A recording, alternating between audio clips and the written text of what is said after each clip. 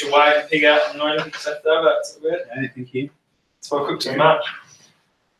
No, it's all right. It's never too much. Alright, so I guess I'll begin by thanking you guys so much for coming out and giving me time.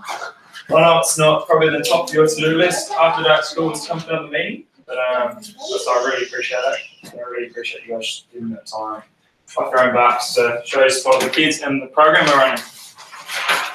I'm also just going to begin with lots of knowledge that we are unfungible in the Gunville land today, and all. I know it's a bit late, but this was a special meeting place.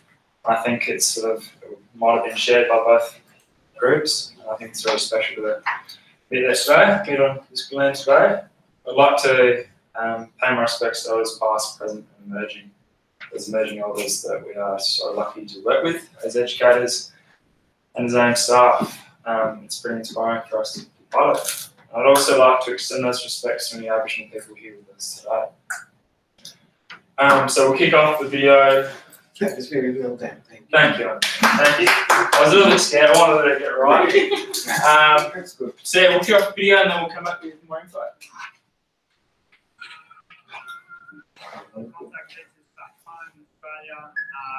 This year we can't wait to work with you and deliver the most focused program we've ever delivered. I'm currently standing in Soweto in South Africa in front of the Hector Peterson Memorial, and one of the lines it says is to remember those youth who gave their lives in the struggle for freedom and democracy. And I think the heart of what we're trying to do with these kids is give them the chance to rise up, to find their freedom, to believe in democracy, to believe that they have a place in society. And so we're going to, this morning or this afternoon that you're catching up for your 1 hour for the roundtable, we'll show a couple of videos today of the program in action. Some of you will have seen it before, some of you may not have, and you'll have the chance to be able to just get a refresher, and then we'll set some expectations on what we want to try and deliver this year.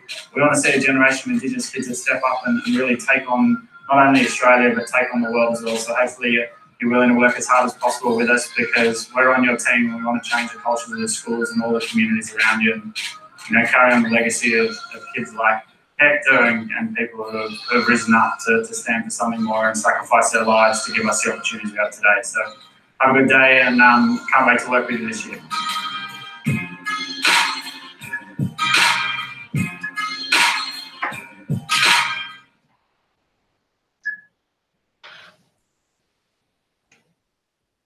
Cool. So I'm going to kick us off with a bit of an activity. If I haven't met you before, my name is Richard.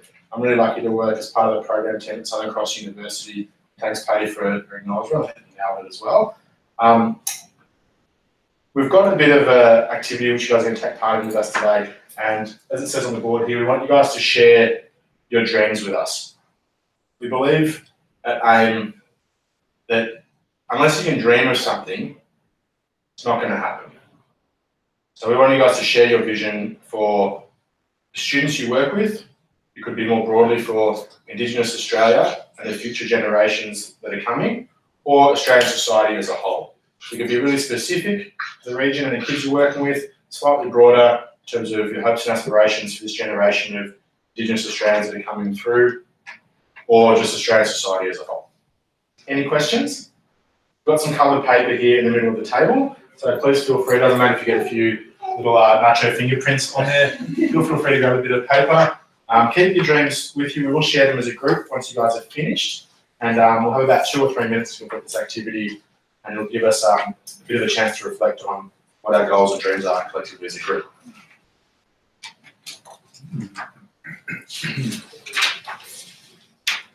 And this is very similar to the activity time we'll have with students too. We'll often be to set your brave goal, or tell us what you're going to sacrifice to achieve your brave goal, and not quietly write it down with the mentors, and then we'll encourage them to volunteer to get up and speak it from the group. And it's pretty powerful. It's simple, but it's very powerful to actually start out loud and you become accountable for that goal. So very similar kids' experience.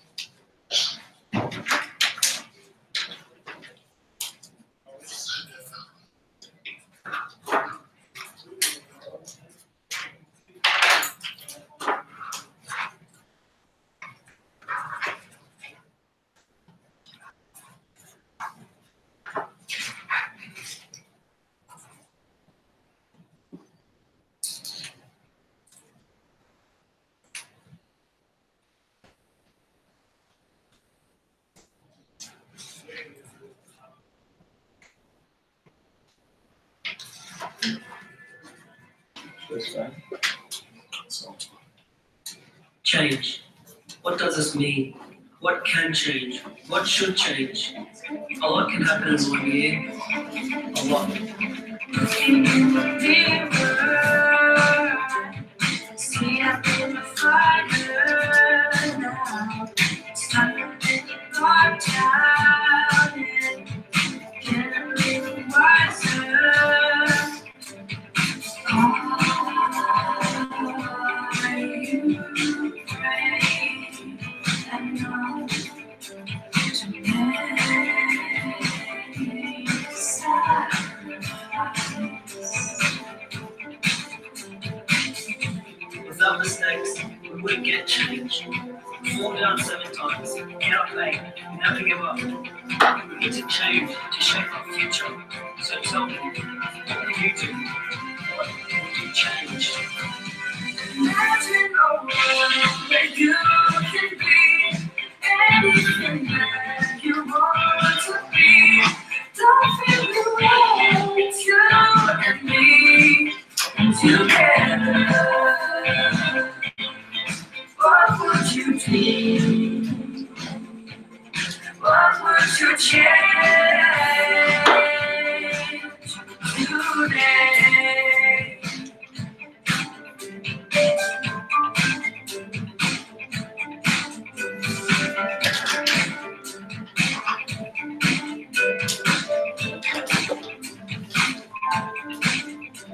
I gotta take a chance, take a journey on another path. It's okay to feel afraid, 'cause great things can be made. I know you say it's hard, but strong, and strong, take my step. Don't think twice. Without mistakes, we wouldn't get change. Fall down 7 times and get up 8. Never give up. We need to change to shape our future. So tell me, what would you do? What would you change?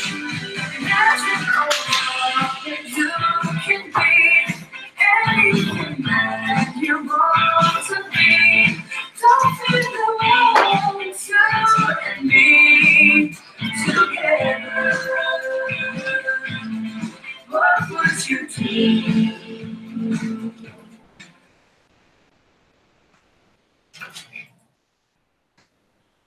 So if you're still finishing up Do I want to? your dream, feel free to keep writing while we're sharing. But I'd like for as a group for us to kind of bounce these dreams out around the table. There's no particular order, we don't have to go around the table as such. I call it like popcorn, which is like one of my favourite snacks of all time. You just let it sort of, you like popcorn too? Me too. I get a high five for that. Yeah. It's sort of like just, it's not like one kernel waits for the next one to go, okay, your turn. Just if you feel the energy inside you to share your dream with us, let's say it out loud, chuck it in the jar when you're finished, and it's going to be good for us to reflect on what we're building together as the year goes on and in future years too. I'll be brave. Oh, Joan wants to go first. Our school, we're behind the 8 ball in some ways, so I think we need to work with achievable goals foremost, and my dream is around increased cultural understanding for all our students, increased knowledge and pride in our own cultural histories for our Aboriginal students, but maybe even for all our students as well. I find myself asking Aboriginal and Torres Strait Islander students about what they know of their culture and history or their model, where they're from, and I'll probably do it. Racism will never end until everybody understands culture and is able to share. Yeah, always. Yeah. I find like, I know a lot about my own, so it's just a cool thing to investigate and learn with kids. It seems to make a difference. Awesome. You start to share. Just like Yeah. Pilot performance poetry. Mine's, I think, pretty idealistic, but hey, here we go. Equality for all, an end to institutionalised racism, because governments can't exist without having a bit of racism pushed in there, and all can the education department. An individual's right to express pride in their culture, and not only Indigenous kids. Language and culture is part of the education KLA, so that it's for everybody. It's one of the, English, maths, science, and Aboriginal culture and language. An Indigenous president when we finally become a republic. Yeah, exactly. Awesome. And feel free to pop them in the jar. And interestingly, there's already a few that were resonating from the same meeting we did in Lismore on Monday. So idealistic, I feel like that, but I actually feel like that's achievable. Otherwise, I would be here. For me, successful post-school life. I think that's what we're, especially in secondary school, that's my aim. All my students are successful, whatever that is for them, but successful. Tolerant and accepting of all people, because that racism can go both ways. Oh, absolutely. It's about that we're all here together. Separate. Inspired and proud of who they are. I mean, that's sometimes our students are not proud of who they are, or proud of where That's they're what I noticed when I first walked into phenomenal. Yep, and I've been in schools where they haven't been, I've been in schools where they are, and it's totally different between schools and around that. And resilient. Yeah. Our kids, whatever background they are, the resilience there is every year it just seems to be less and less and less. And I don't know what we're doing as a society around our kids, but there's something I've really noticed, particularly in the last 5-10 years. So we need to bring back a cane, we need to be able to belt them around the head. It's funny though, because 11 years ago, Facebook launched. Yeah. I think about that in the last 10 years for kids, so it's parallel in terms of time. Resilience is a huge emphasis. It is. Yeah. Maybe a bit more than 11 years. Side note on resilience, we had one student, it was a bit windy today, got something in his eye. I had to go home, I think. No maintaining in the school. That was his day over and couldn't bounce back after that. My brother headed the rights for children when he was a judge. I can't remember, how long ago was that? Anyone know? Because when those rights came out for kids, that's when stuff started to It's about 15. It'd be about 15 something years ago. The last Aboriginal Children's Day last year was a 20-year reunion at Brendan Home. No, this one was, this was the rights of. The only reason I remember that is Because I told him to get out of his ivory tower and come down and walk for the rest of us. the only reason I remember that is there was a massive push where I was, and I had a high number of students with a refugee background who come from quite a lot of war-torn areas, and their parents were devastated that they were going to lose rights of children and coming from cultures, and and particularly a lot of our Sudanese and Iraqi and that, and look now at what's, so it was, I do remember that when that first came in. And I reckon that's got an awful lot to do with it. No, it was quite interesting because it was just balancing those culture things versus then all this stuff that was being fed. See, Sweden brought out rights for children 6 weeks before we did. As soon as Sweden brought it out, Australian government gave my brother the commission or whatever it was to sit on that. And that's what happened. We gave total rights to children. Interesting points. I can see your look in your face. I'm just thinking about when I was a kid and I put on my boots and go out and play for the day. You know, no one go out and play. Yep. So you learned what pain was. You learned how to do things. You learned how to get dirty and everything. Yeah, like there's a lot of risk aversion. Hey, like kids don't really know. The myth of perfect parenting. Couple more dreams, guys, I think. I don't want to keep you guys later than we have to today, too, but it's actually really good to hear about I'll start big and go that small, I guess. I'd like to see Indigenous leaders in Australian politics making the decisions that affect Indigenous communities. I mean, it is starting to happen, but I think there is still too much, especially really high up the federal government.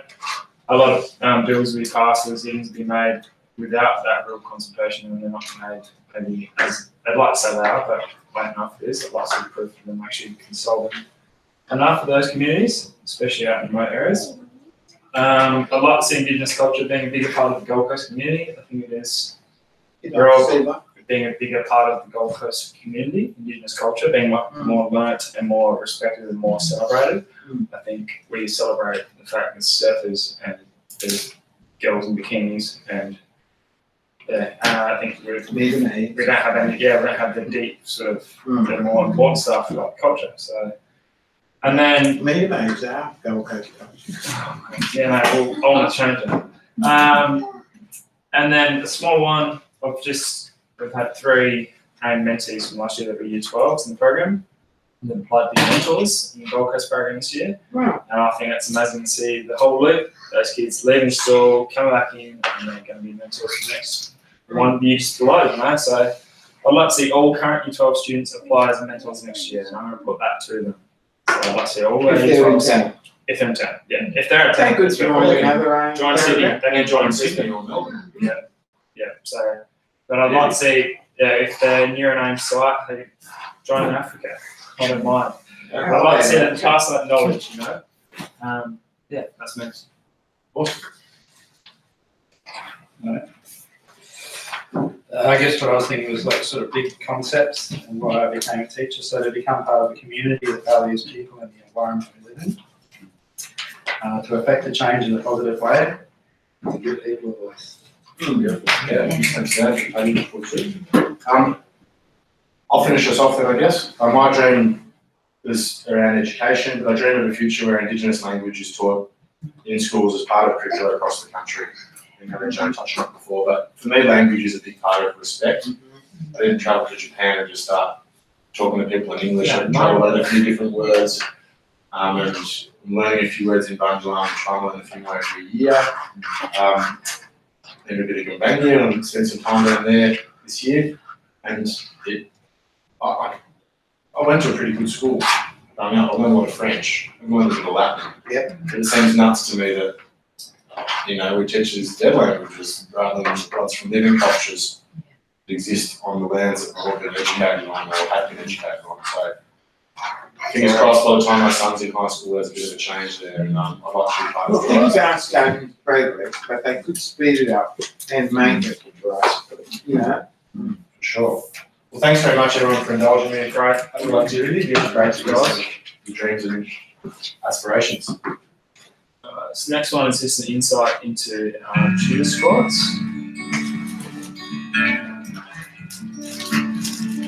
So most tutor squads with our schools are run on a weekly basis, usually the same time and day. So for example, here we do it at 6:30 to 8 p.m. every Monday. That's my granddaughter's school. Every Monday. Yes, great. She just started. Yes, that's great. Let's go do some work.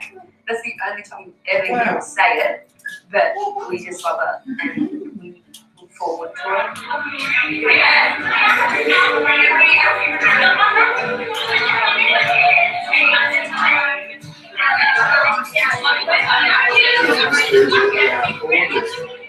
The most important thing about AIM tutor squads in particular is that human connection grounding to things. You'll have a lot of other tutor squads or mentoring programs that really focus on study and the educational section of it. And whilst that is really important here at AIM, it's getting to know your mentor and getting to build that connection with them that really helps out our students. It inspires young kids. They see older people going to uni, and because they meet on that personal level, they're like, oh, because a lot of where I'm from, not many people go to uni. So when I first started the AIM program, I was like, uni's not just a really hard opportunity to get, it's right there and I can get it if I want it. You get that one-on-one support for your schoolwork, assessments, and then also maybe you just want to sit there and say like, I'm really not having a good time with this teacher, or I'm too shy to put my hand up. It's not purely just about studies, it's like they come in on a personal level, they help you they talk about the day, they talk about their day, they play games, it's fun. Do I have brown hair? Yes!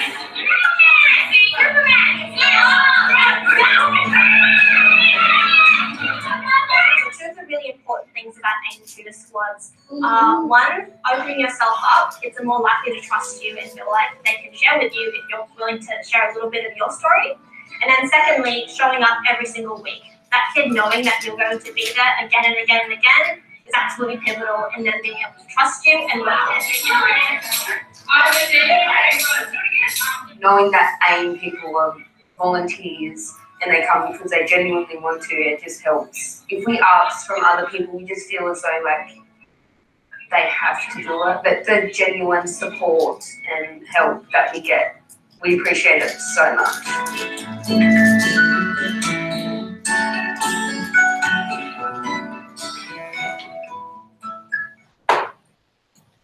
Alright, so I'll just touch on the tutor squads briefly. I guess put it into context for you guys. We're really flexible on making these work. We want to make them work in each school.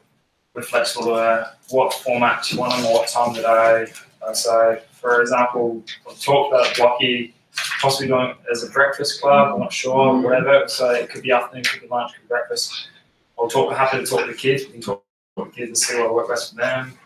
Fledger has only been one running, and that's we start term 2. Cadre might do a cooking class, this is what we can turn around. So I'm very open to any suggestions you guys have to how to maximise engagement and maximise benefit for the kids. The sort of guidelines I have in my mind is year 11s and 12s are our focus because we really want to build that relationship with them. You talked about that post-school support from Amanda. So the focus for me, year 11s and 12s, is so they get to know me, and that way when it comes to the end of the year, they're finishing up their exams, and they're going, oh, I don't know what I'm going to do. They feel very safe by going to me and going, how do I do it? How do I get work? How do I get to uni? Like, I need my certificate for this, or I need to find an apprenticeship, and that way we'll break down those boundaries, and they'll feel more than happy to come out and contact me, and I can help them. What I found the year just gone is when I was contacting students from Kingscliff and even some Toyota, they didn't really know me because I was new in the program, hadn't spent much time in Year 12s, and that was a sort of letdown of the program last year. But this year the program is going to be much more catered towards the Year 11s and 12s and to really get to know them, each one. So that way when we come to this end of this year and I approach them, they're like, oh, Paddy, what's going on? Yeah, okay, yeah, well, Mark's not too good, that's cool. And so I'm thinking maybe we'll go to an apprenticeship, or yeah, I'm going to try next year, can you help me? So Year 11s and 12s will be the focus of the tutor squads. Year 9s and 10s, more than welcome. But this is high expectations for Year 9s and 10s. They've got to bring work with them. They've got to have that attitude. Year 11s and 12s can come in and just come in for a yarn and some sort of an actual chat and just to air any grievances they have or just to touch base. The Year 9s and 10s, got to bring work. Oh, breaking screen. So we get to see Year 9s and 10s. The high expectations, they're coming with homework and they've got to actually be serious about doing. I don't care about where they're actually standing academically. I just want to see the attitude. It's high expectations attitude-wise, not academic-wise. Well, attitude is good if they're going to go on to mark 11 and 12. Yeah. So when we say high expectations, we're not saying high expectations on the actual, they're all plus or anything like that. I don't mind. If they're just scrapping through or if they're failing, but they're actually trying really hard, that's awesome. That's wicked. That's all I want to see. I just want to see they're actually trying and they care, and they're not just there to burn up time. So, but I'm open if you guys want 7s and 8s or you feel like they've been neglected, we can talk about that in person. But for me, Year 11s and 12s is the focus, and Year 9s and 10s more than welcome to. There will be, so when we're doing a mentor recruitment now, and so one of them will be given a sort of internship, and they'll lead that school tutor squad, ideally. They'll do this work and they'll be volunteering their time and they'll be out there hopefully every single week they can, apart from teaching, practice, stuff like that. And then I'll also try to attend one every 2 tutor squads myself. So then I'll attend the first few just to make sure it's all good enough for life.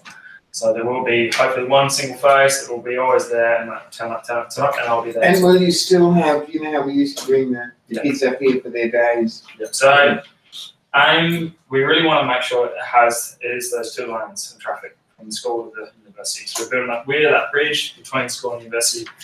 And so it's only going to work at its maximum capacity if we have that theatre of education and the tutor squads. They work well together, okay? So the theatre of education is like the spark, it's the tinder, sort of gets the emotions going, gets their sort of self-esteem going, gets their pride and their identity going, and then tutor squads are where we go to school and actually help the nitty-gritty day-to-day schoolwork, just mental well. So, yeah. We'll talk about it a little bit more, but now I'll pass over to you. Cool. So I think, that's something Paddy really led our team at Southern Cross really well in terms of last year's getting those tutor squads started. We've got more resources in terms of our team. Paddy being new in his role at the start of last year was awesome for the Tweed region. I think it's a credit to him to get tutor squads going into a few of the schools, but then to make that standard across the board is something I'm actually looking at taking on the rest of our regions further south. So I think you guys are likely to be ahead of the game and he knows how to make it work and be flexible. But that's the key thing. We're going to be flexible. We'll do whatever works best for you guys and make sure those kids have that regular support and it's really driving academia at the school, as well as our on-campus offering, which is around shifting that mindset in terms of their identity and making that a positive lever for them in their future through school and beyond. So I'm going to talk through a few more points here. I've got a bit of a checklist here for you guys as well. If you just focus on the first page for now, which is our contact teacher checklist, on the back page it has some information if people are new into the role. Probably old hat for some of our contact teachers have been putting up with us hassling them for a few years now, but worth having as a bit of information there for you guys. So the first follow-up item on the checklist here is to confirm the tutor squad dates and times with Paddy. In terms of these follow-up points, it's really just for us to get the best possible outcomes for your kids. So we appreciate that even getting here today is a bit of an effort for you guys. We really appreciate that. We appreciate that there's a lot going on at school. So whenever it's an email coming out from myself or Paddy or a list of things to do, it's because in our mentality, we just want to see the best outcomes for your kids. And I feel like we're on the same page, given what we were all talking about a minute ago with those dreams. So step one, confirm those dates and times. We're in the process of reviewing our volunteer mentor applications, and Paddy alluded to the idea of giving it away this year, making sure that we have space now because of your desire to have a tutor squad running at each of your schools, to give one of our mentors, like Paddy was once upon a time, a volunteer, the room to step up and take ownership of the program and build really meaningful relationships with the kids. They're going to go through a really rigorous round of training for that to happen, as well as all the regular compliance stuff around working with children clearances, making sure that we're maintaining our safety standards in terms of working with the kids. It's a massive non-negotiable from our end. Yeah. The second point here is we want to be really visible at your schools throughout the year. I guess step one would be to celebrate the fact that you guys are in partnership with AIM again by being out in an assembly, showing a few key pieces of content for the broader school group to understand what AIM is about. I'm not sure, we've had feedback from certain schools where, you guys as contact teachers have a pretty good idea, and you come and see what happens on the days, but sometimes there might be teachers in other departments or, other kids who aren't eligible to come to AIM and questioning, what's this AIM about? How come I can't get involved?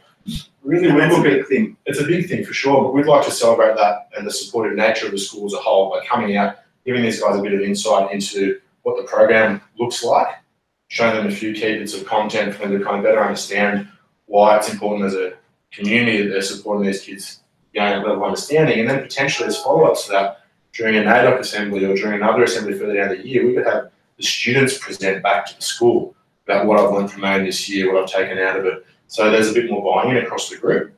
It's also a chance for us, if we do that assembly presentation followed by a school pitch to the group of students who are eligible for AIM. This is something we've done in the past, this school pitch. The key message in the school pitches here will be the high expectations piece. We'd rather have, like Paddy was saying, we want to see progress in each kid, but if that means that there's some kids that have to miss out because they're not willing to turn up with the right attitude, we're happy to put them to the side and say, look, when you're back with the right attitude, you can come into AIM. If you're just going to come for the day off and free subway, we're not interested. That's not what AIM's about. And that's what I think is the deal for them this year. We're going to set the expectation really clearly at that pitch from the start of the year. So it means dropping a few numbers. The kids from schools that have had lots of kids turn up before, that's okay. It's going to mean that the outcomes for the students that do turn up, that do commit 110%, will be much richer, which will be much more positive and provide much more value for their individual school careers. And it comes down to also the follow-up is if they miss one session after, give us a reason why they missed it. You know, if there was a valid reason, just like school, I guess. And if they miss 2 sessions, I want them to write a letter to me saying why they want to be back in the program. So they'll be asked to leave. If they miss 2 unexplained, they'll be asked to like not come back. They're not going to commit to it. And if they want to commit to it and they go, all right, we're trying to teach them to fight. We want them to teach them to fight stuff because if we hand them everything on a platter, by the time they leave school. Well, if you're doing It's like- 11 and 12 focus, they've got to get used to real life. Yeah, That's right. and it's like a kid who takes the rest of the day off because something got into his eye, but we want that almost warrior kind of mentality from a young age. Yeah. Like, Because they're going to need it out in the world. The world is a harsh place. They're going to need that Sure. fight. So, yeah. So the extension, that I guess is part 2 on the checklist. Number 2 is the book of times when there's an assembly. If the whole school assembly is a bit tricky due to the size of your school, it might be split into year levels. We can still come out and just do a pitch to the kids. And that's still a priority. But if we could do both, even better, because then we can open up the world of AIM to other stakeholders of the school who may not be as directly related to the program. We want to share that pride. Share that pride in the students. and highlight some of the work that the kids did in the program last year, and obviously give them a bit of understanding as to what happens on the program days here. The third part here is going to be a bit of a new piece, and it's part of our high expectations mantra for this year. We're looking at doing a 5-minute interview with every single student who wants to take part in AIM from every single school. 1,000 kids between Tweed and Maxwell and Nambucca, but we'll get it done. And this is our moment to sit with the kids for 5 minutes each at a time, to work through with them and get an understanding of where their baseline is in terms of their career trajectory and their aspirations for themselves, but also their sense of pride and sense of understanding of their identity. And we'll take that baseline data, we'll also then do a bit of a post-program survey at the end of the year, and we can measure each individual student's trajectory. So when you guys get back in that conversation later in the year with your bosses, which we have every year about whether AIM's going to be part of your school again, the following year, it's not just a pure numbers thing of 20 kids this year, 30 kids last year. We can actually show 20 kids this year, and this student, each one student showed an average of at least a 2-point gain on their pride and their Indigenous identity, so a 3-point gain in terms of their future career aspirations, which will be measurable and recorded, which is something that I'm really excited about. Katie gives me grief about being a bit of a data nerd. But that's the really numbers good because we do PLPs Yeah. and that's normally goal setting and it relates to their, well ours do anyway, it relates to their NAFLAN thing. So measuring their career aspirations and their that's our culture focus. is something that, you know, I mean, they do tell us, you know, they want to be a checkout chick or something, but hey, something a little more serious would be, the thing in the culture thing would be. Yeah, so we'll have that information, and the numbers talk. And the bosses understand numbers in terms of what they see a return on investment. So it's going to be a little bit of work there in terms of getting the kids in the room for 5 minutes each. But we've got a bit of a concept which I'd like to put to you guys now and hear your feedback immediately on what you think. And if we need to alter it and change it for each of your individual schools, we're happy to do that too. So the way we see it working, if there's a time slot where we can come out for an assembly and a pitch, we turn up, we do the assembly presentation if that's possible, we pitch to the kids, high expectations, teach them how to fight, and then we'll have a sign-up sheet there on the day after the pitch. So if it's a school where it's a small number of kids, we might be able just to say, look, let's book assembly presentation, pitch with the kids, and we'll stay for the rest of that hour, and we'll do our interviews right then and there. So the sign-up sheet might just be for our records to go, okay, who's next, Joey, you're coming over here. But then if it's a larger population school, so it'll probably apply for both of you guys, we might come out, do an assembly, do our pitch, and have a sign-up sheet there on the day. So your school day broken up into 10-minute blocks, have the kids nominate themselves a date and time, they put it in their school diary, they need to be accountable for turning up for their interview. If it can work to stay there for the rest of that day, then we'll do it on the day. If you guys would like maybe a couple of days grace or another week's grace to then publish that sign-up sheet with other staff, just so they understand that kids will be out on another day for 10 minutes at a time. It's not a surprise or a shock to them. What I see potentially working is you could take that sign-up sheet and say, make a few photocopies, put them on the school staff room notice boards, just so teachers are aware that kids will be coming out for 10 minutes at a time. And then the kids can almost work like runners for us. When they finish their interview, they've got to go get the next student from this year level and potentially have one of your staff that, or they can go by the front office to guide, you know, where the kid will be coming out of class from next. So if you already have a format for your PLPs that you know kids know and it works, We Can have we get permission Scottish from Chris to be able to use that. yeah, well, I'm happy to talk. We've got ours attached to our class, the learning and support team. Yeah. Blended.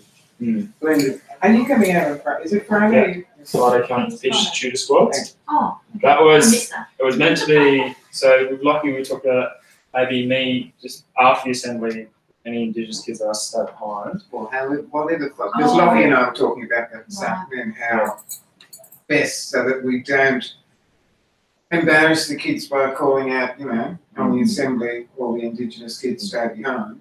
How else? Maybe you'd even Just say, doing that. hey, anyone who wants to be part of the AIM program this year could, Well, Because they all know about the AIM program. yeah, and I could be there, if I'm present, wearing a shirt, and I could be like, and kids just say go to Paddy and kids, yeah, just touch base, Paddy, I just want to have a chat to you. You didn't put it on me, so. What you might have is some of them might walk out of the hall and then walk back in through another door. That's, So they don't want to be embarrassed. Yeah. or I could even say, because I think it's before lunch, so I could even meet them at lunch out in the gardens. You have to ring the Lockie to see what. I'll talk to Lockie tomorrow. Yes, Friday. Well, just the morning roll call. Oh, morning roll call. Yeah. So that's something I'd love to see just the straight chamber. up to, that's like early, like 8:30 in the morning. Yeah, well, he's got me before lunch. He's asked me to come in before lunch. There you go. I'll talk to him. We might. I'll give him a call tomorrow. Yes. Talk through him too. Yeah. I'll give him a call first thing in the morning. We've And been so that's something I'd like having to see. fun games this week, so. Cat and mouse. So that's something I'd like to see change. The fact that they're embarrassed to be called out. Yes. I'd like to see that change. Yes. In a year's time, where they're like, oh, yeah, sweet, awesome. Rock up front. Cool. Because it is nothing for them to do. maybe showing the schools, like we said as part of the assembly, that this is something that is a really positive thing for the whole school. But see, this is where this is, I'm hopeful that this is going to work and take up, because I haven't seen racism in Tweed for a long time at its back. So, yeah, Interesting. we What is do it? need to work in schools. And that's what we're going to do. That's a major focus point this year for me and for the program. I mean, to use Tweed River as an example, I gave out some awards to kids in the assembly, and I spoke terribly and made for myself, but I gave out some awards to 8 students, and they all came up and they were all like, oh, why'd you put us on the spot, Paddy? But I could see in their eyes, they liked it. Yeah. They were like, oh, it's embarrassing, you know, if I ain't wear a hoodie and That's sweat. kids. Yeah, that's good. So as much maybe these Penora kids will say, oh, I'm too embarrassed and stuff. Eventually, hopefully, they'll be like, oh, yeah, we're just go for that. I guess we'll go up. So Break down the shame barrier which a lot of the kids have, which is, and number one was no shame at AIM. Can I just give you a little bit of feedback on that? I didn't like it. Well, this is today, so it's first cold day, rainy wages. Yeah. All the kids can turn up We're wearing aiming- hoodies. Oh, with hoodies.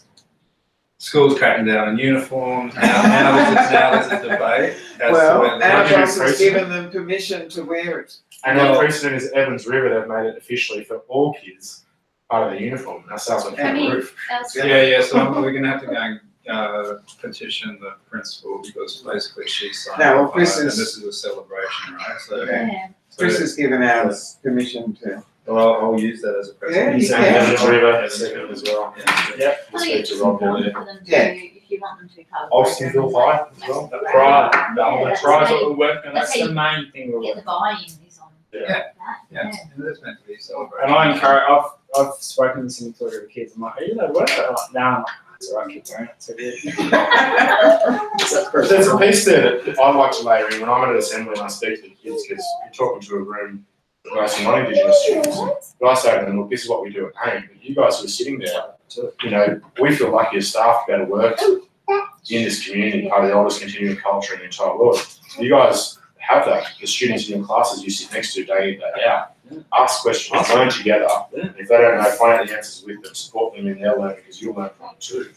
You know, so potentially not complain, but I sort of reflected on my upbringing and the lack of Indigenous awareness or knowledge or culture taught in my schooling. But that's only part of my life. Like, I'm a few grey hairs, but I've got a few good years left in me. So I dedicate a fair chunk of them, if not all of them, to learning as much of the richness of 40,000 years of history. I'm not going to probably only just scratch the surface, but I'll get as deep as I can in the years I've got left. And we can encourage other kids as a whole to do that too. But that exposure thing's really important, isn't it? You know, explaining to people what's going on. Yeah. Why. Yes. So it's psych, even like if the principal was going, yeah, sweet, and that's why we gave her the principals. We were like, wear it, and Jack had a message, wear this around the playground, and that, you know what that shows to the kids? I support you. Like I support this program. I support your identity. It's awesome. Wicked. Look me right in the dots, you know. And so if a principal goes, oh no, you're allowed to wear it, it's I don't know, it's a bit of a, yeah. I would directly disagree with that. But, Yeah. yeah. They disagree too, so we can work on Hopefully be interested. Let us know if we can help. Yeah, Well, yeah, let me know if we can.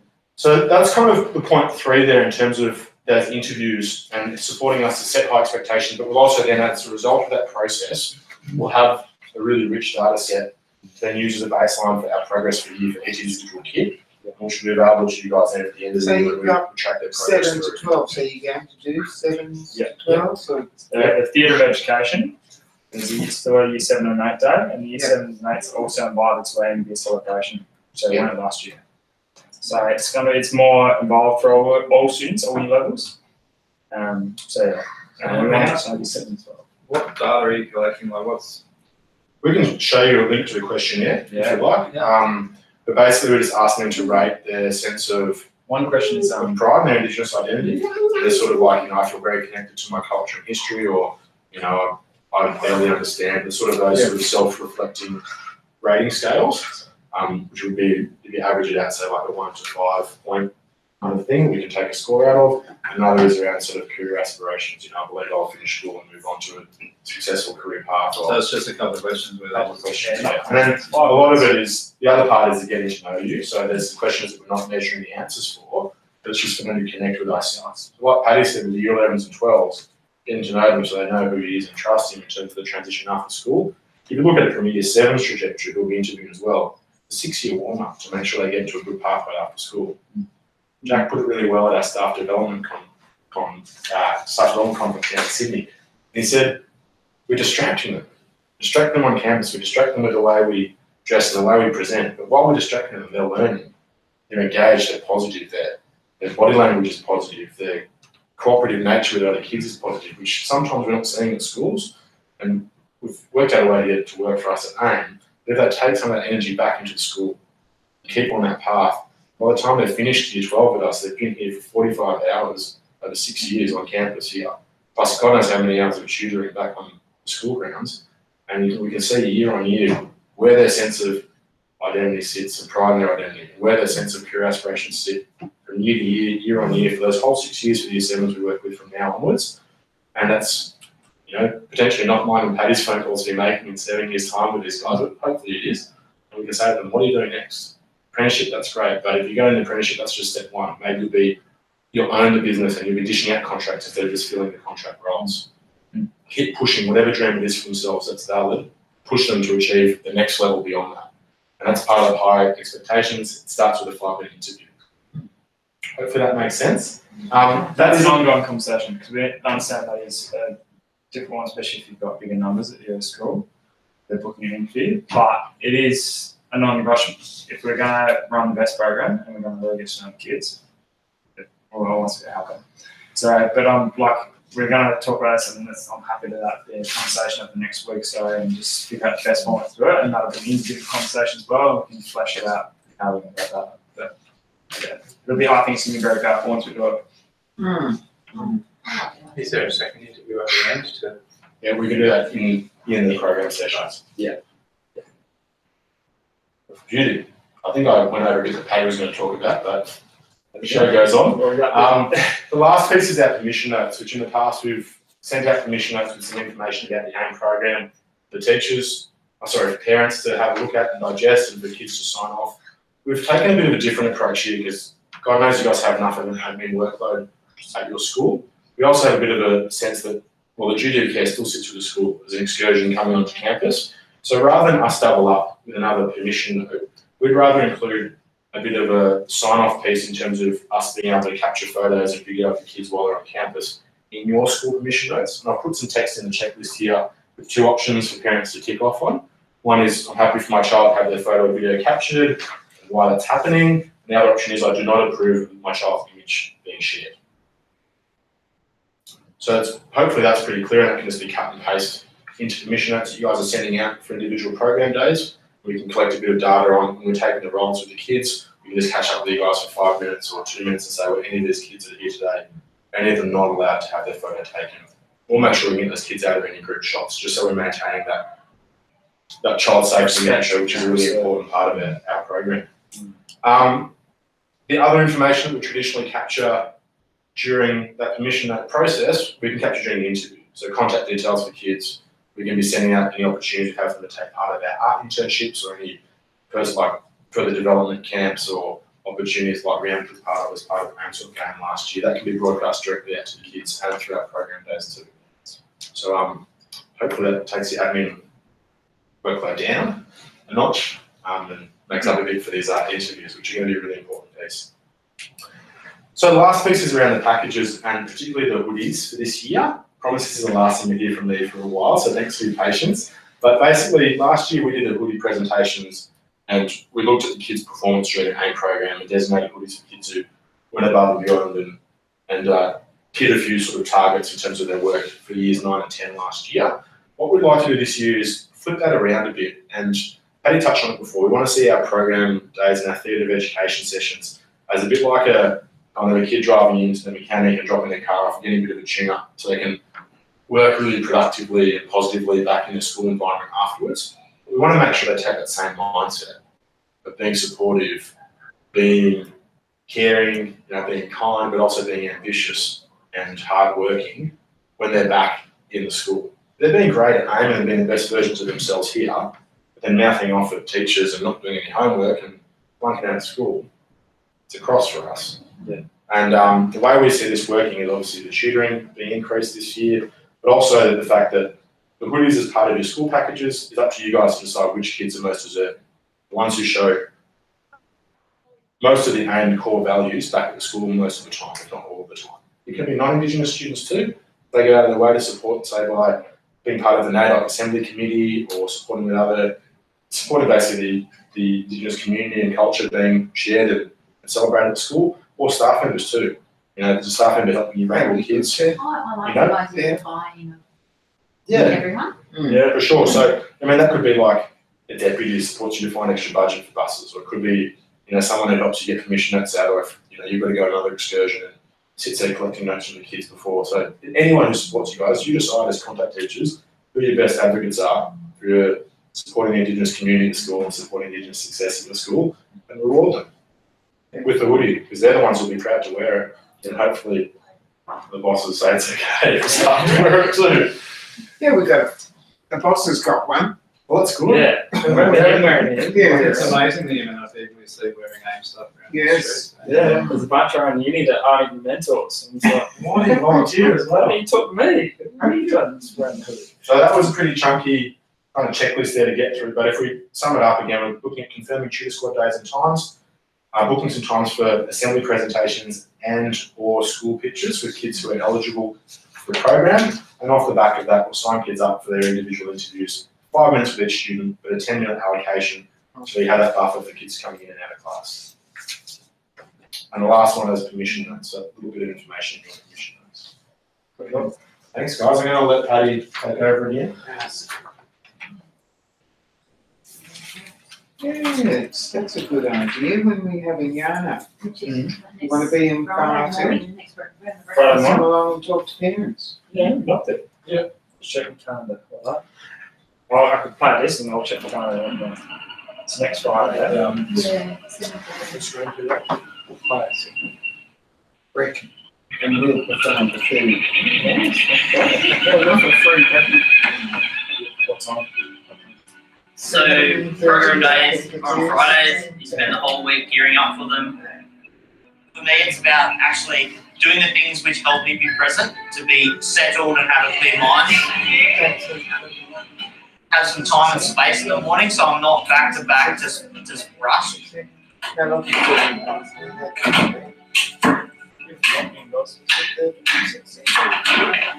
Luli.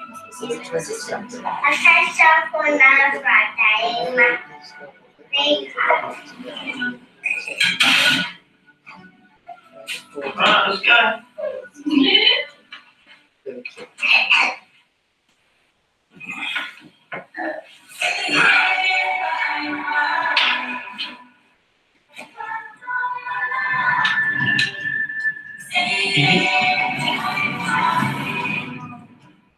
A good mentor is someone who is ready to sit, be present, to be the best sounding board, the best role model, the best sense of support they can be for an individual student.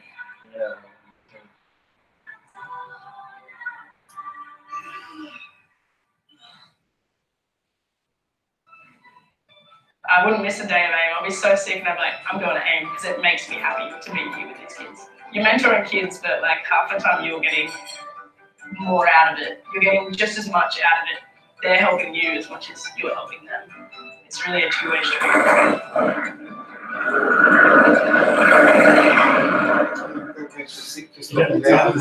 So my role as a centre manager is about facilitating a group of staff members and more importantly a group of 200 mentors.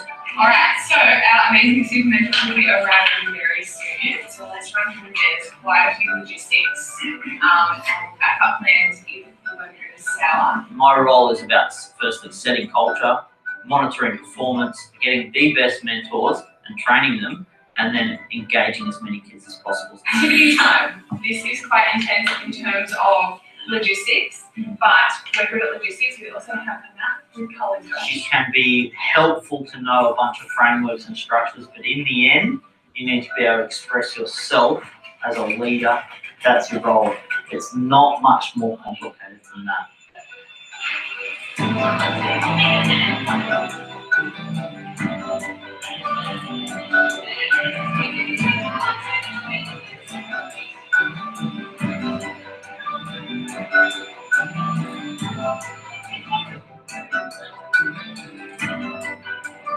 It's the best part, like rocking up just before 9, you get to say hi to all the other mentors, you'll get pretty psyched, and then, you know, it's getting the kids, getting the mentees, and trying to G them up for the day, seeing what they throw at you pretty much. It's always something new.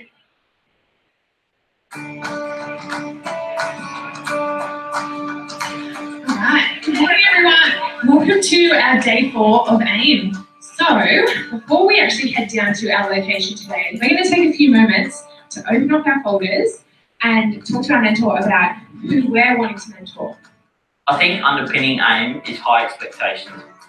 This year we asked kids to think about people in their life that they could mentor. That's a wonderful concept. We get to break open an AIM, say, hey, you're 15, but you're still capable of carrying a lot of these attitudes and values, like whether we can help people or whether we can engage in a leadership position. As a society, we need to start believing in 15-year-olds that they're able to do this stuff and they want to do this stuff.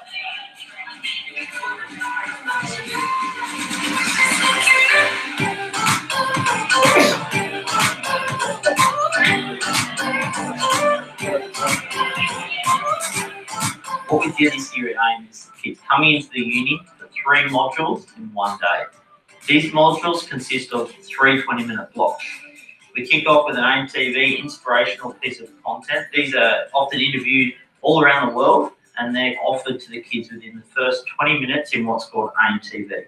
When the rain comes down, tell me where will you be? Welcome to AIM TV. Thanks for having me. Thanks for having me. I didn't start making films till I was 28. It's not the end of the world if you don't decide what you want to do for a job by the time you're 18. You know, people often get the idea of success and wealth confused. And you know, success is whatever you decide it to be. Second, we get an activity. So we get a chance to get into our mentoring dynamic. We sit with a kid and discuss the value being presented in that AIM TV in the prior 20 minutes. And we often do an activity to try to digest some of those kind of teachings. And that's where we get the mentoring relation really thriving. And I can see the difference from the first day when, I can see the difference. You're way more confident, you're a bit happier, it's great. What we did on a very grassroots level this year is we actually got kids to tell their story on a piece of paper. We gave them a few helpful titles, like how to survive school, how to wrangle with your identity, gave them a bit of structure, and they went to town. I think one thing we've learned a lot at AIM is the more that we give away the power of storytelling and give away the power of mentoring to others, that's when it really starts to soar.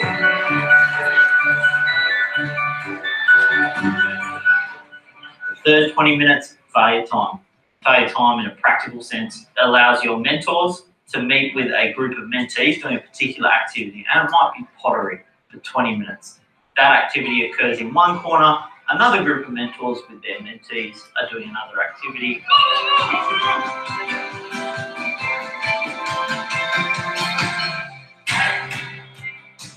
We jump into the concept and we use a space in our brain which allows us to be comfortable not doing something right, to test out our skills and our bravery to try new things. So those 3 20-minute blocks allow us to kind of capture an attentive audience for an hour, and we'll do it again.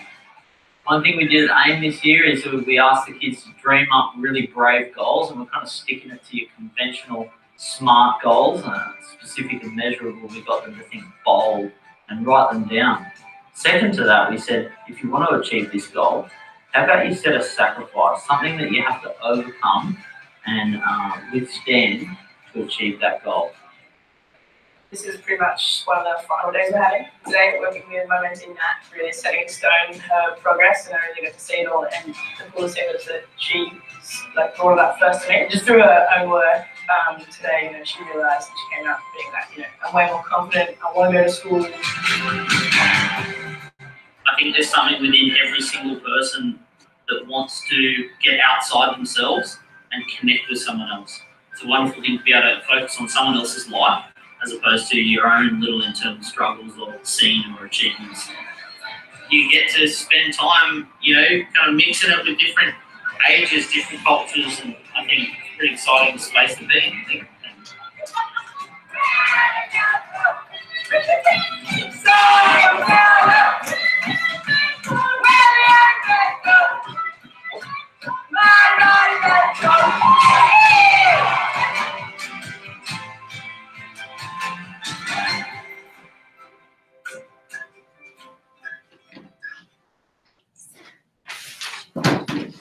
Just to add a brief note to that one, we're not giving the homework as such, don't we?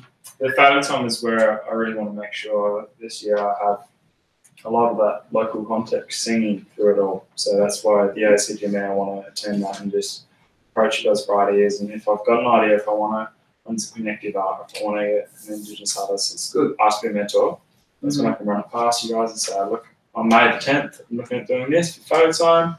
What do you guys think? Is this like a good idea? Do I, get your approval, or would you rather do something else or take a different approach? So I think AIM is so powerful nationally and internationally too now. But I think we really need to keep that local vision too. Yeah. And that's what I'm saying. Like, And the thing is, local. with our AECG, because there's a lot of power struggles and powerful people in there. If you work to a time frame, and if there are politics at play, pull back. Yeah. Just go to the elders instead. Yeah. Yeah, beautiful. Yeah. Well, that's why I forget. Go to the AECG first because you're working through schools. But if they're going to bring politics into it, elders. And so that's why I'm going to hit you up about a list of people I should be contacting. And that'll be great. We're lucky to have a supportive school of Indigenous knowledge. It is part of the university here, and it's a connection we're hoping to align more closely with this year. So we'll be moving with their officers and their staff down in Lismore in terms of having access to, say, the Council of Elders and already attached through Southern Cross, and having them as our kind of conduit. And they're good, but they don't have enough of our elders not involved in that. So it's good feedback. Comes through, yeah. For sure. Yeah, beautiful. And that's once again, I open the guidance on that and open to advice. So you want a drink? Oh yeah, of course. Sorry. Yeah. So now I'll basically just take this opportunity to, if you want to book in anything from your own possibilities, or even just lock some ideas with me, feel free to do it. Is that the right approach you want to throw again? Yeah, I mean, if anyone had any sort of line of sight to your calendars. I know you guys suggested a date and some dates already with Paddy. We've got 5 minutes now. Everyone needs to use the toilet, we understand. We'll be finished in another, say, 10 or 15. But if you do want to take the next 5 minutes, just to grab a chance to lock something into Paddy's calendar while you're here, and then you don't have to think about it tomorrow. You've got a pretty good rapport with Blocky. Yeah. I know that you what times to set. Yeah. You guys need to Just work keep the same trying. I time. mean, send him an email. You got his email? Yeah. He does respond really quickly to emails. Yeah, I usually do I'll do the double prong approach, email, call, and if I can't call, if I can't get back from, I'll come there in person. They want this to happen, so Rocky Yeah. and he's on a learning curve. Yeah. This is the first time he's headed up the other team, so it's good. No, that's fine. So they're blocked in those. I'll come Friday, and then next Friday to the yarn up too, which is actually really good. I'd like to get involved in that. And that's great. Do you have any ideas? Well, so for us, the assembly is pretty much open. You can come almost any time as long as we put some notice. Turning up for talking to kids. Yes. You usually got to be during that mentoring period. Yeah. Okay. Cool. How long is that for? That's 20 minutes. 20 minutes. Yeah. And is that? Can we get any year levels for mentoring? Yeah, so we can ask pretty much all kids to come and see you somewhere. When it comes to these interviews, we'll have to talk to Lisa because we'll have to make it down. Well, we don't actually say mentoring's done once a week, is that? So taking them out, That's a lot.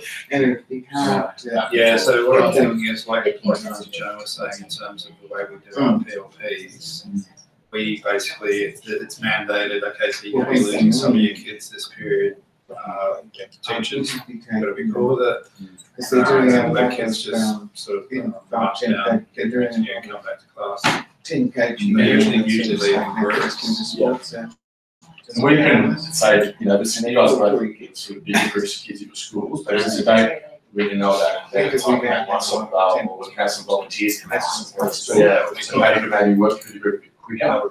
And in terms of the bosses being on board, if you go through the process, you could say them would be just like the PLP process, but what we're doing here is actually providing a richer data set for us to be able to understand the value proposition of the AIM program. I think that's going to be a key kind of selling point for bosses if they understand that actually you say, you know, it's this many thousands of dollars to partner and then it's another X many hundred for each bus trip. We can actually put a more rich kind of data set behind the value that it's providing, then hopefully we hope that I'll be able to kind of see the light there. Yeah, so for us this year, we've got PLCs, which is Professional Learning Community. It's like a little committee. Yeah. Aboriginal Education, this is the first time we've actually got one as a separate little committee. Okay. So I think Lisa will be pretty cool with going with that. Awesome. So I don't think that'll be a problem. Yeah. I just thought too, like, you know, when you're asking if you can get kids' photos, you could also get their email address and then email them, like we've got an AIM Day coming up or... Yep, that's part of our interview. We'll be collecting even the Instagram handles, their Facebook account details, so we can be publishing, broadcasting. Are they allowed to give permission for that, or do you have to get it through their Parents, I was going to say, there probably need to be a note that Yep. go home to parents just to I'm outline not sure what what the it could be 5 on minute, that 10 minute permissions. Like, Yeah. like, you know, and then the link to that video game you guys made or all sorts of different things could go out on that. Yeah. Some of this content's all online as well. So that's probably a good example of like one of the two things that I need to choose. See, and that's a good way if you've got that email thing in for the mentors to keep in contact with their. That's where we contact outside the program, they're volunteers anyway, and students, just to keep okay. the borders really clearly defined. Okay. And the other point that our CEO, like Jack said, and it was quite really said that there's a definite start and end point to the relationship with the mentor, which is good. Like the mentor not saviors, so the kids come and the mentor will be completely present with them and be there and be that like guidance from them, I guess. But then when it comes to year 12 and the Finch program, that relationship, the mentoring relationship is over, and those like so that kids ready to stand on their own. They don't need a mentor there with them. So we also do with people coming in and out of the role as mentors. AIM is the mentor to the students. That's the constant thing. The university students will turn up through the year, from year 7 through to year 12, with the support of your school ongoing. AIM will be a constant support to them through the whole process and the 6 to 12 months beyond. But any other ideas about when you want Paddy to be at the schools? Otherwise, we've got one more video and a quick wrap up to finish up. We've got a spare office upstairs if you want to just move in. It's just move in. Is it empty? We'll have to claim it because I don't know. Oh, these guys are missing out. But maybe that's an office. Maybe it's an office we can use for our interviews. Yeah. For your what? For the interviews, we could set up there for the day for the interviews. Yeah. Mm-hmm. That could be like a safe zone for year 11 and 12 to come and just have a talk for them. That's what it used to be, didn't it? Or was it My in the room. library? Yeah, there was a room upstairs apparently. That was Yeah, that's my room. Drop in to the last station to everyone. That's why I come with a small kid, because I never really got So we got the dates for when we got this happening over here. Sure. Yes, that one. Really grateful for your time because you're not going to be getting numbers out of this. Yeah, no, it's fine. That's okay. Pretty busy next week. But over next Monday. We just dropped the offer. I'm going to get one to Sherry. She's the personal secretary now. Yes. So you can just talk to her. So the other thing to note is we scheduled all of our key delivery dates for the year. So some of these are program days, and I'll be listed program day 1, program day 2, program day 3, program day 4, 5, and then the end of year celebration. Other dates are sort of key community and stakeholder engagement opportunities. So our annual report event, which is on June 20, and then our end of year celebration day, November 13. They're open to anyone to come to. So broader community, other organisations you guys work with as part of your school, who have some interest in what we're doing, we'd like that to be an open invite across the board. And we'll maintain the group so it's like safe distinction between kids and mentors and other community guests who come in for the day. And then lastly, our principal roundtable, which we kicked off last year as a new concept, we'll be rolling out again in November on the 28th, the Tweed region. So hopefully the bosses can get in the calendar early and something they can kind of get to a bit more readily. And It's now have personal secretaries. So give us the people who run the calendar. did you know that they have personal secretaries now? Ducking? Well, Oh, wait. how about we make it an I idea? guess I did, but I didn't even think about it. And check in the time. Yes, so I've given her most of my dates and now she'll get theirs, so that's Possible drop in New South Wales time. Can I call? that's what we think. Richard, If do not, you definitely still we'll come. organise buses or do we organise buses or how does that work? These I'll put in both tentative maybe. We will facilitate the bookings of the buses, but it's a good opportunity to make it 100% clear that we'll be asking the bus companies to send the Send the invoices invoice, out to yeah, schools. yeah. And we're gonna make it really clear to them that we'd ideally like them to split it up following each day rather than sometimes there's been surprises when there's a big lump sum in the year.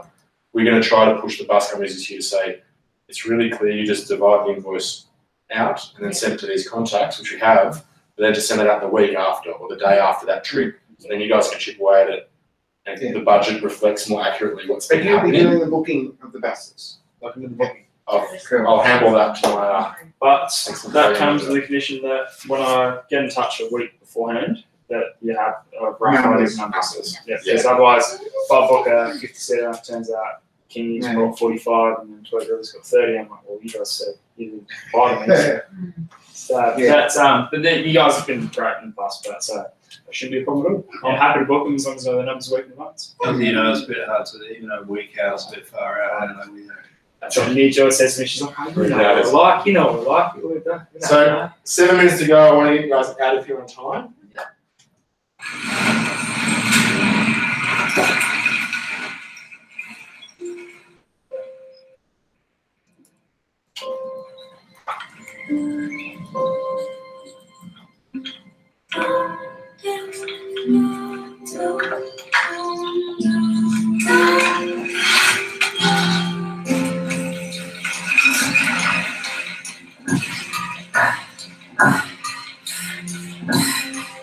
I only knew you for a while,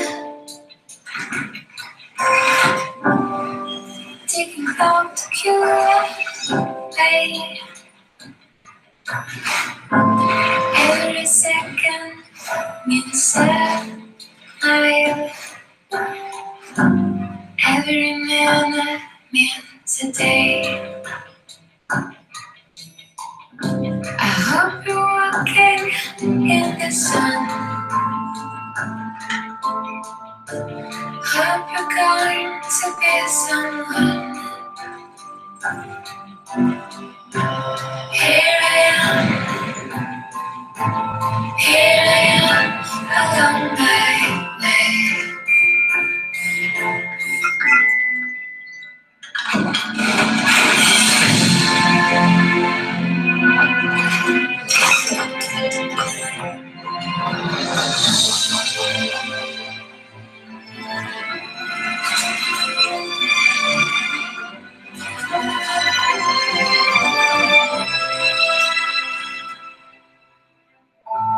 I always dreamed that one day I will find you on my way.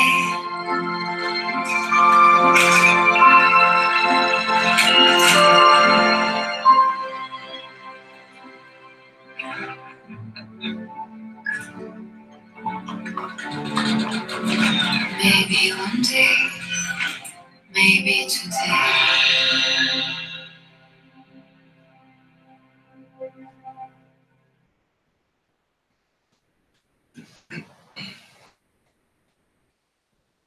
So that might kind of be the idea, but it's what I felt when I first was a volunteer mentor, that I was part of a really big revolution, a big change. I still do that for, and it's pretty awesome that into my second year of now working for AIM and third year with AIM, but I still get that notion that this is part of the very positive changes going to sweep through, and it's very cool. I feel very lucky. So I hope you guys are getting a sense of that too. I'm going to touch really quickly on our local and global vision for the year, and I'll let Paddy give you guys another big thank you to round us out, and we will finish in 4 minutes. We'll only go 2 minutes each to get you out of here on time. You guys basically, some numbers, man.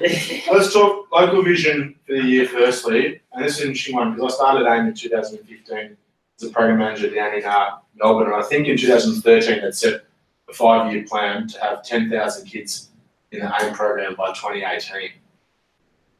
And I think our target in that year in 2015 was 5,000 kids. And here I am, neutral organisation going, we'll work on my kids here in Melbourne and we'll get to 5,000. I think we now have 5,000 that year.